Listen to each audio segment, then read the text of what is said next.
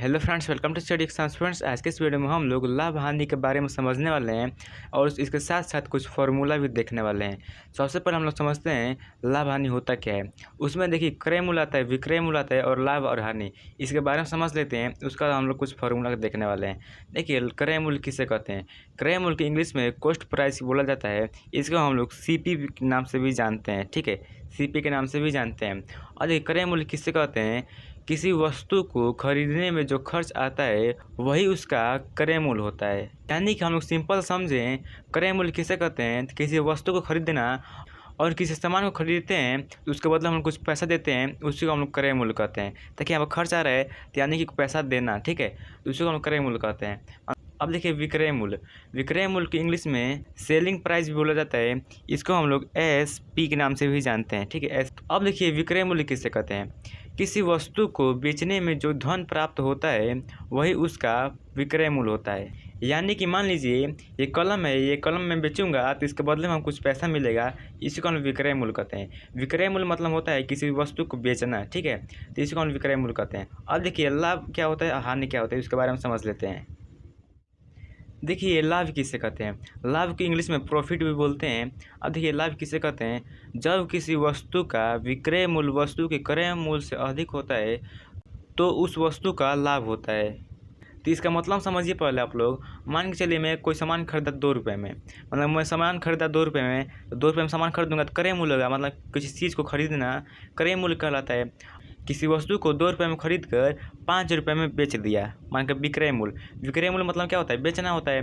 किसी चीज़ को 2 रुपये में खरीद कर 5 रुपये में बेच दिया, इसमें हम लोग कितने का फ़ायदा हो रहा है। देखिए 2 रुपये का कोई सामान खरीदे हैं, 5 में बेच दिए हैं, तो इसमें हम लोग 3 रुपये का फ़ायदा हो रहा है, तो इसी को हम लोग बोलते हैं लाभ, ठीक है। 3 रुपये का हम लोग लाभ होता है, मतलब कि विक्रय मूल्य वस्तु क्रय मूल्य से अधिक होता है। देखिए यहाँ पर क्रय मूल्य 2 रुपये है, विक्रय मूल्य 5 रुपये है, इसमें 3 रुपये का लाभ हुआ है। अब देखिए हानि किससे कहते हैं, हानि की इंग्लिश में लॉस भी बोलते हैं। यानी कि देखिए जब किसी वस्तु का विक्रय मूल्य वस्तु के क्रय मूल्य से कम होता है तो उस वस्तु का हानि होता है। ठीक इसी का अपोजिट होता है। देखिए मान के चलिए हम लोग कोई सामान खरीदे 5 रुपये में, ठीक है, क्रय क्रय मूल्य क्या होगा, 5 रुपये में खरीदे और उसको हम लोग 2 रुपये में बेच दिए। विक्रय मूल्य मतलब बेचना, विक्रय मूल्य मतलब क्या होता है, बेचना। हम 2 रुपये में बेच दिया, 5 रुपये खरीदे हैं, तो कितने केस में हानि हो रहा है, तो 3 रुपये का हानि हो रहा है। तो इसी को हम लोग हानि बोलते हैं, लॉस बोलते हैं, ठीक है। मतलब क्रय मूल्य अधिक है और विक्रय मूल्य कम है, इसी को हम हानि बोलते हैं। अब आइए हम लोग कुछ फार्मूला देख लेते हैं और उसी फार्मूला से सवाल को हम लोग सॉल्व करेंगे। तो फार्मूला क्या है, लाभ।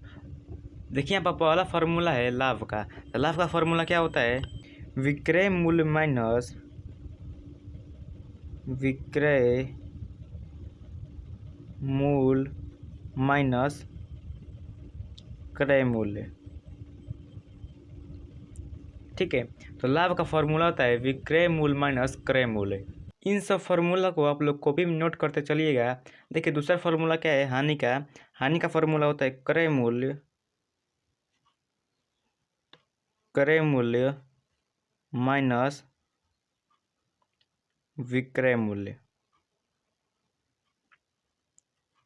ठीक इसी का अपोजिट होता है। अब देखिए तीसरा क्या है, विक्रय मूल्य। विक्रय मूल्य का फॉर्मूला क्या होता है, लाभ प्लस क्रय मूल्य, ठीक है।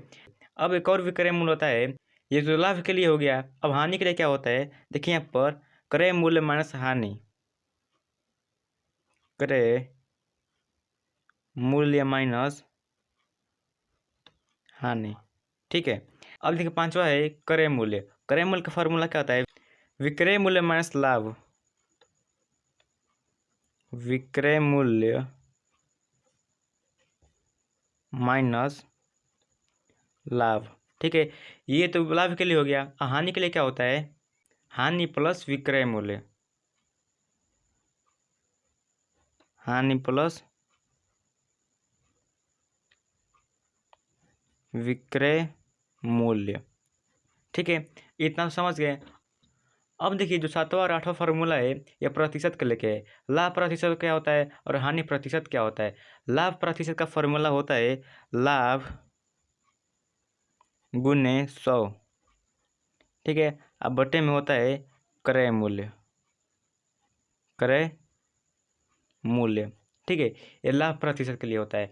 अब देखिए हानि प्रतिशत के लिए क्या होता है, हानि गुने 100 बटे में होता है क्रय मूल्य, क्रय मूल्य। तो यही कुछ 8 फॉर्मूला होते हैं, इसको आप लोग कॉपी में नोट कर लीजिएगा। तो आई होप आज का वीडियो पसंद है आप लोगों को, तो वीडियो को लाइक कीजिएगा, चैनल पर नए हैं चैनल सब्सक्राइब कीजिएगा। मिलते हैं किसी नेक्स्ट वीडियो में, तब तक के लिए जय हिंद।